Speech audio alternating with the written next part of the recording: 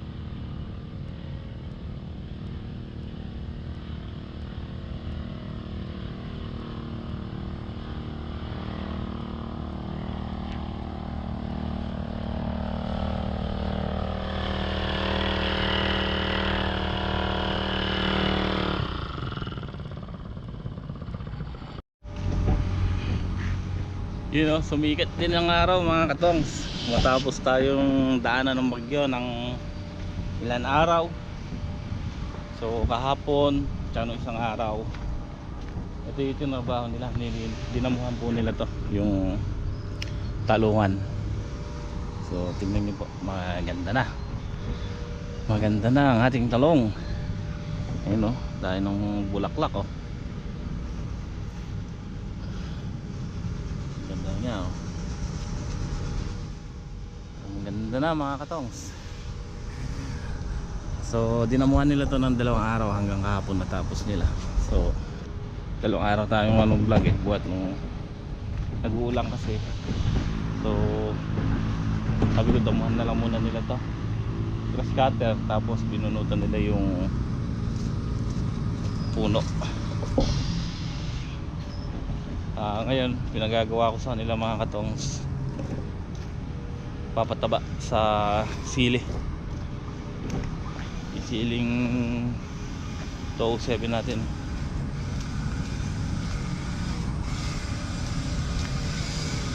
Subok tayo ng ibang pataba naman, baka nagsawa na sa yara yung lupa eh.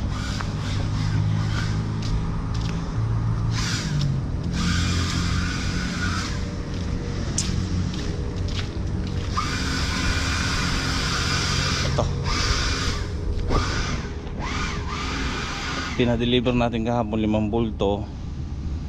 Papataba natin sa sili yung 2, yung 3 dito sa talong. Sige ko, eto muna haluin nyo, tigisa.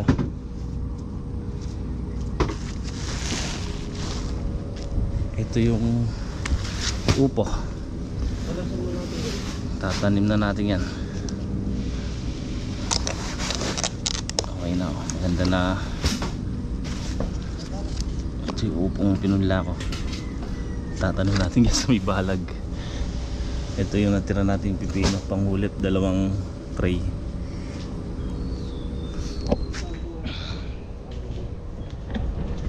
Kailan lang namin tinatabaan ito ni Bato itong sili, kaso may ang hina talaga ng lupa, kaya subukan natin yung ibang pataba naman. Yan po. Ay, nawan na yung punggos niya, nalusaw na.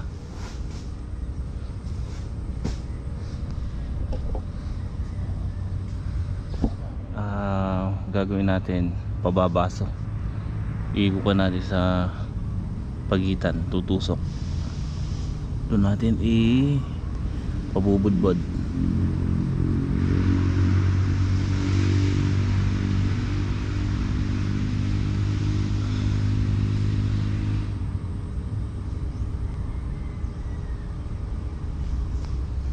Malinis naman yung puno niya, gawing yung gitna.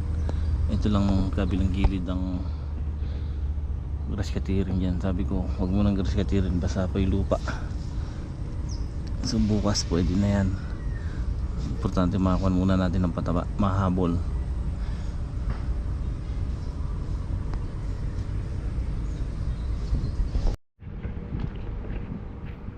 Okay, may papataba na nga po sila dun sa sili. Ito na yung sitaw natin, oh.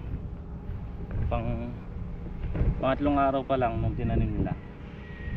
Kasi nung nayari sila dito, nagsimula sila doon sa talong, 2 araw. So ito po, ayan, lusot na.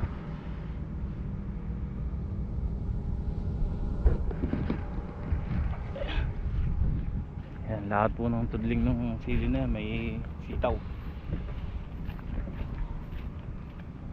So inaayos ko dito mga katongs yung yung sa may dulo, sa may ampalaya. May yung dinuktong natin dun na tanim na walang balag. So nilalagyan ko.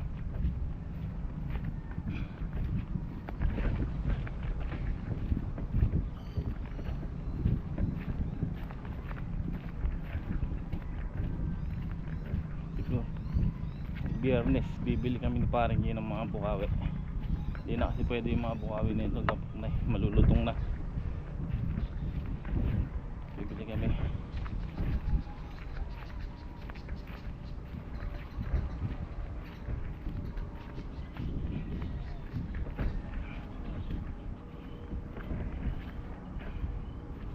Ito na yung ampalaya natin mga katongs. Spray ko nga kanina kasi 2 araw inuulan, pero 2 araw lang yung pagitan, nag-i-spray ako ng fungicide. Nalagaan natin sa fungicide to. Kahapon i-spray ko naman foliar, kaso naulan din. Ngayon fungicide naman, kaya hinaluan ko ng Privaton.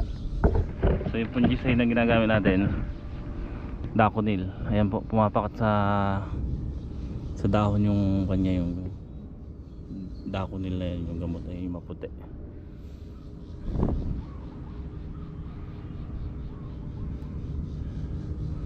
Pinatabaan din namin doon ng isang araw, ibinuta, nilagay natin sa mga butas.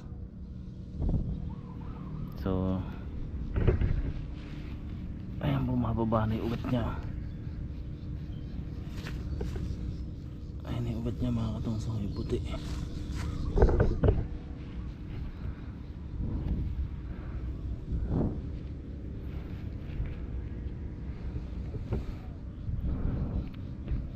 Kuwan pa lang to, 12 days. 12 days pa lang to mga katongs. Pan ngayon 18. A5 ito, A5. Bali 13 days na pala. 13 days. Yung pipino natin ayun, lapad na ng dahon.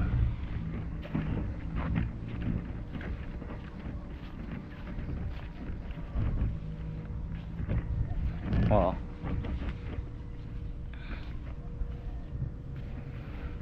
Ayan, pipino mananoto.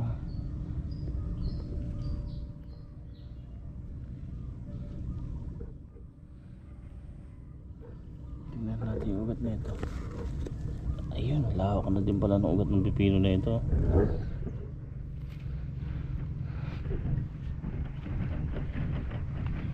Padadamuhan ko na lang sa nila to. Pagka yari nila magpataba sa talong at saka sa sili.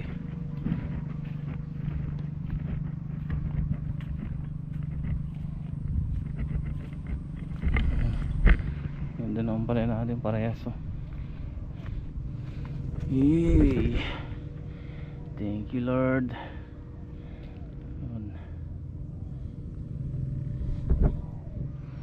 Ayan yung dako nilo, pumapakat sa dahon, kulay puti. So kailangan natin ano yun to, hagapan natin. sa punggos dahil yan ang kalaban natin ngayong tagulan. Punggos.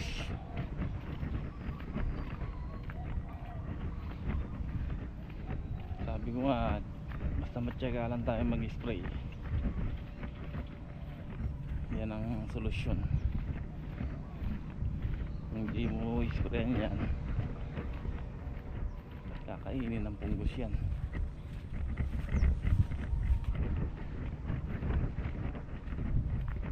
Kakainin ng punggos.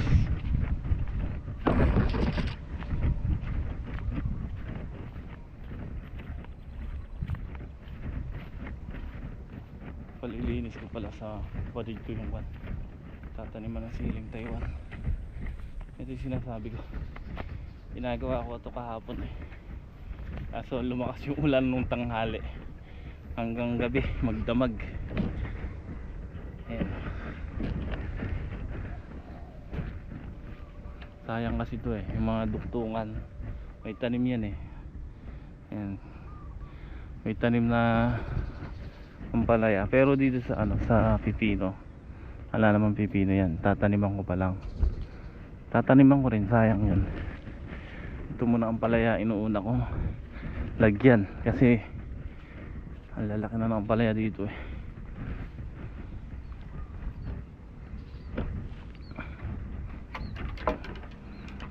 Yan, hinilahan ko ng alambre doon sa puno, tapos nag-ano ko ng isang serga doon. Ngayon tinatalian ko ng bukawi sa ibabaw para hindi na tayo magserga dito, pinakabatak na niya.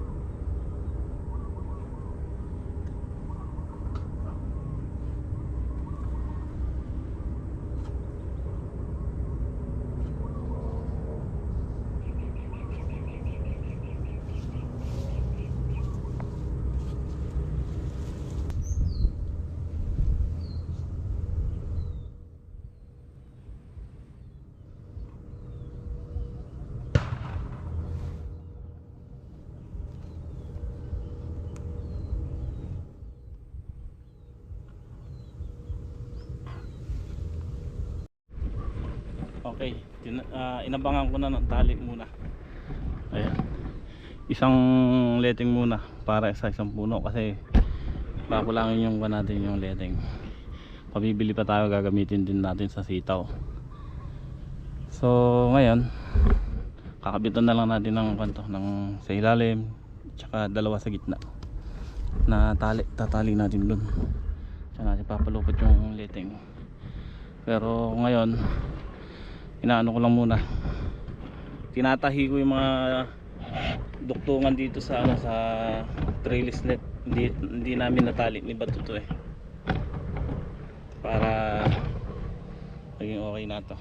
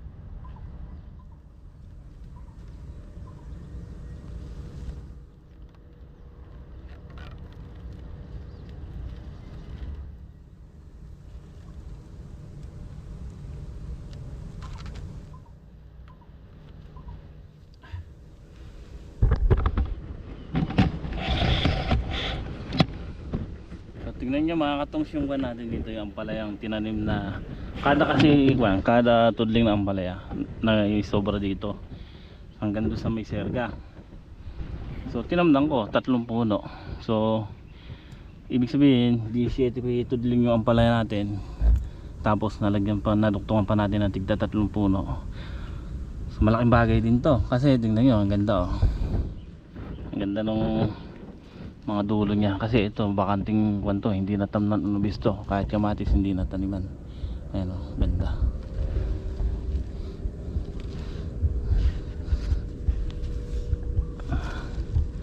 Ayan, at padadamuhan na natin to, pabubunot natin yung gilid na yan para malinis na yan.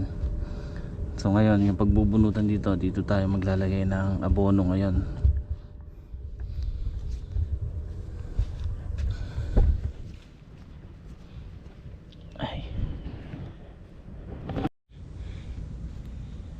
Okay po mga katongs, yan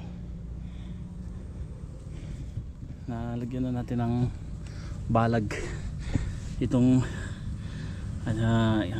extension natin ng palaya. So sayang din naman kasi mga katongs, may sobra tayong punla, may pagtataniman, so isaksak na natin. Ang ganda pa naman So tigis ang letting muna nilagay natin pag lang kumapalat siya na tayo magdadagdag.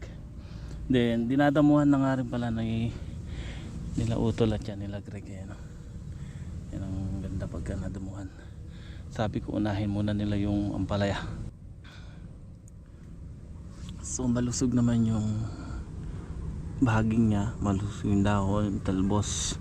Kapapataba lang namin ng isang araw dito kumbaga ngayon palang kinakain niya kasi kahapon pa lang nung nagpataba kami hindi umulan, nahaulan siya nung hapon, so nalusaw, tapos kahapon din umulan, so ayan lusaw na. So sinut lang namin dito sa pinaglagyan natin ng dupos kasi malawak na yung ugat niyan. Ayun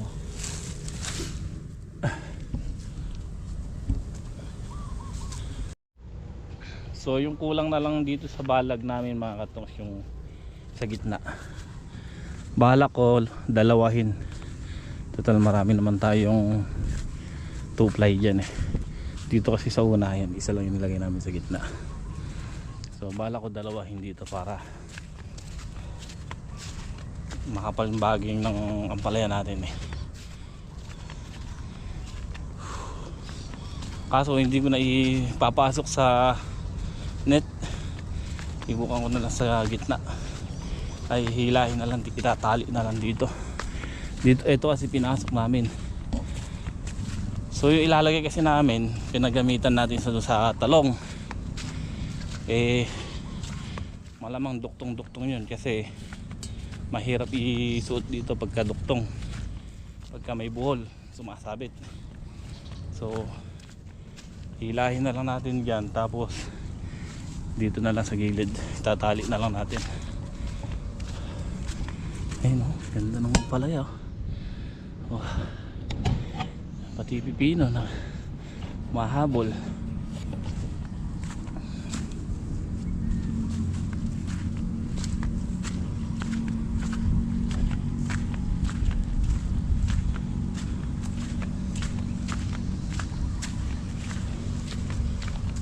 Tatahin ko na lang itong bungad na, tahin ko na yung kabila eh, kabilang dulo. So dito na lang ito, tatahin ko ito. 15 yan, 15 poste. So, tinatahi ko lang dito yan.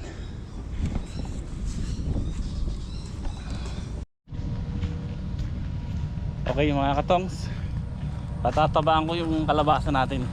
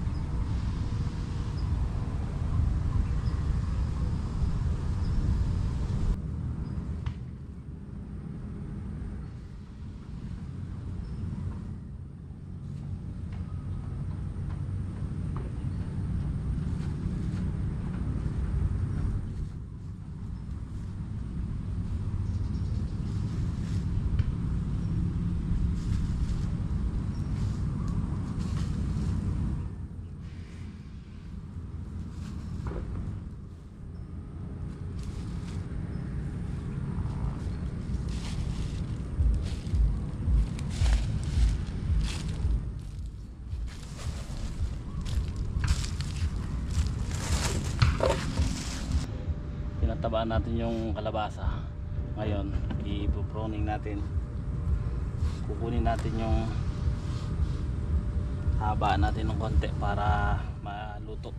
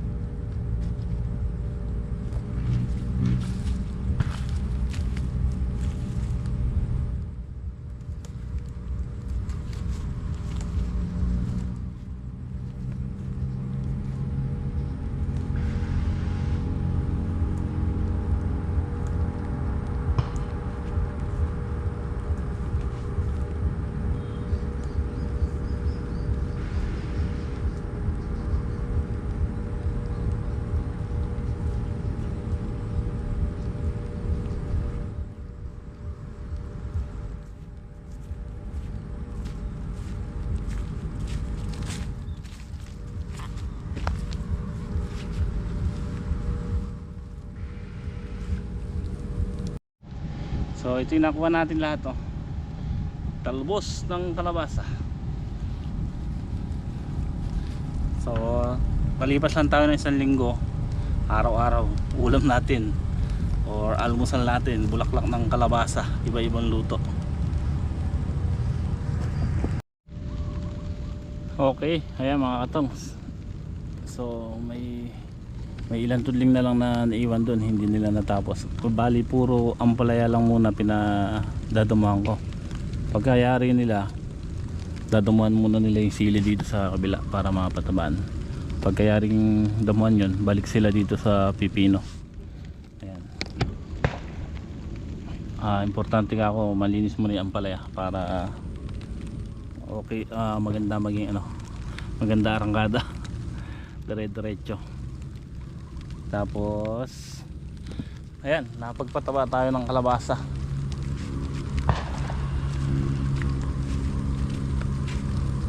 Ito gagamitin natin to doon sa gilid. Magduduktong tayo ng isang balag pa ron. Baka makapagtanim tayo ng pipino pa ron or upo. So maganda na bulas ng ating ampalaya. Ayan. Basta sabi ko sa nila, damuhan nila lang mabuti. Tanggalin nila lahat ng damo.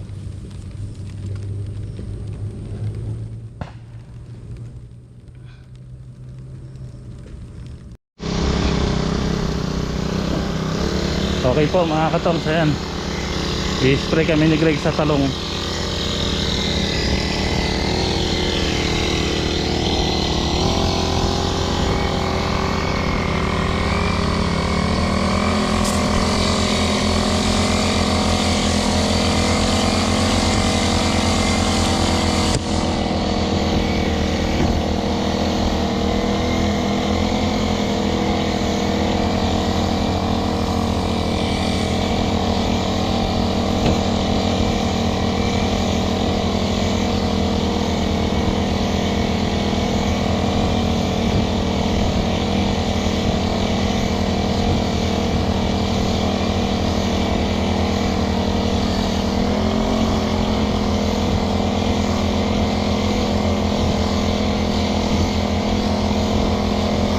Paro-paro.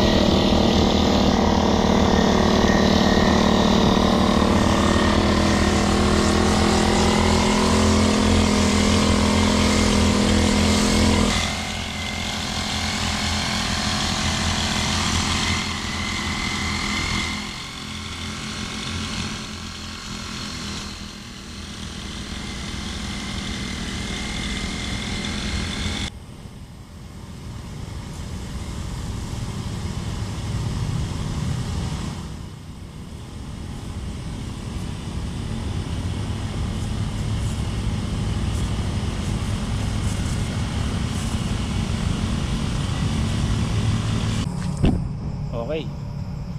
Tapos daming patay na hayop, no? Mga bisa. Oh. Patay, oh. Baksak.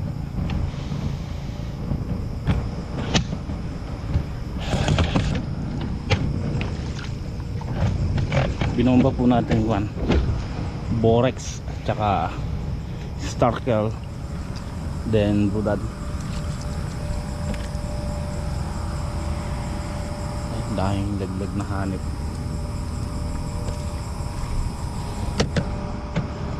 Three combination po yan: borex, starkel at saka brudan.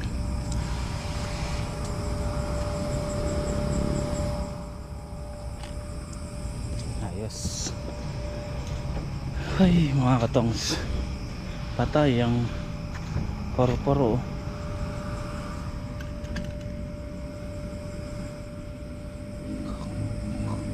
Galing.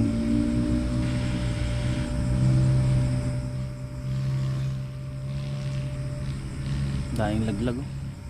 Ayun ang mga puti nakalutang.